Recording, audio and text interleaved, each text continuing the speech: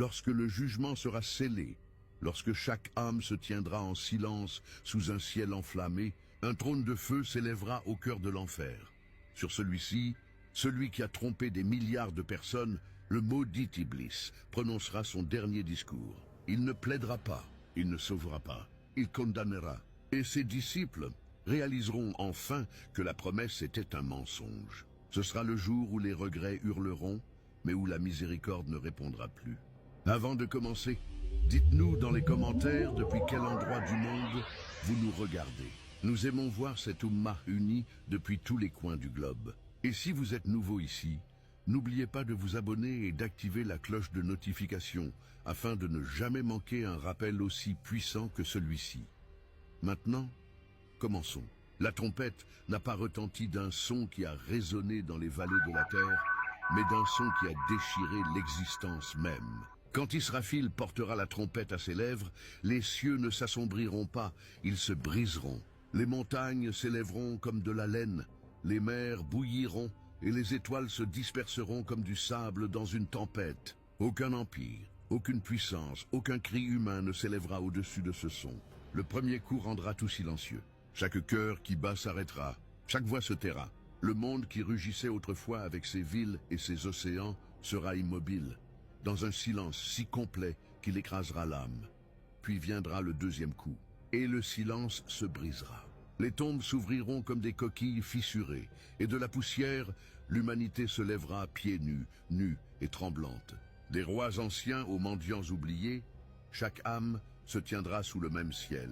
Le soleil se rapprochera, brûlant d'une proximité terrifiante, et la sueur des nations coulera comme des rivières. Certains s'y noieront, d'autres y seront plongés jusqu'aux genoux, d'autres encore n'en seront pas affectés selon leurs actes. Et pourtant, personne ne parlera, personne ne bougera. C'est le jour où le temps s'étire comme une éternité, 50 000 ans dans le poids d'un seul.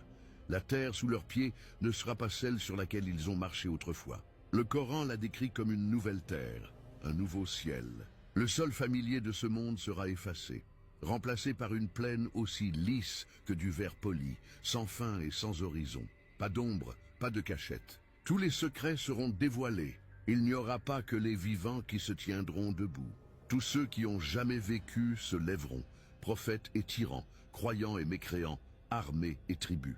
La création d'Allah se rassemblera en un seul corps, attendant que le jugement commence. Et dans cette attente insupportable, la peur se répand comme un feu dans le cœur des hommes.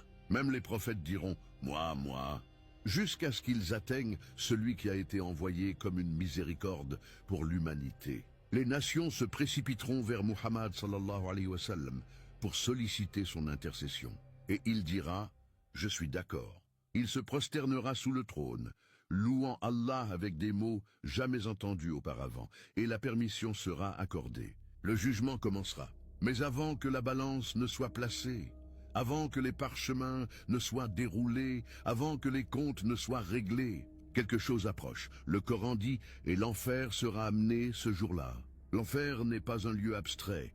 Il est traîné vers l'avant par 70 000 chaînes, et sur chaque chaîne, 70 000 anges le tirent. Il est vivant, il respire, il rugit. Son souffle secoue l'assemblée comme une tempête déchirant la nuit. Ces flammes ne sont pas des flammes telles que nous les connaissons. Ce sont des feux noirs, superposés et brûlants, d'une chaleur créée uniquement pour le châtiment. Quand il arrive, tous les prophètes tomberont à genoux, même les anges trembleront. Les mères abandonneront leurs enfants, et ceux qui se sont moqués de ce jour comprendront enfin. Les yeux des gens se fixeront sur l'horizon alors que l'enfer se rapprochera, non pas à grands pas, mais avec une force qui déformera l'existence autour de lui. Et la foule se divisera en deux, ceux qui seront protégés par leurs actes, et ceux qui seront écrasés par le poids de leurs péchés. Ce n'est plus un avertissement, c'est la réalité, elle est là. C'est le moment où le rire du monde s'éteint à jamais, alors que l'enfer se dresse devant l'assemblée, ses portes encore fermées. Son odeur seule fera éclater les cœurs. Son rugissement fera s'effondrer les plus forts. En ce jour, aucun roi ne pourra commander, aucun soldat ne pourra se battre, aucun enfant ne pourra crier pour demander protection. Les anges s'aligneront en rang, dans une formation sans début ni fin.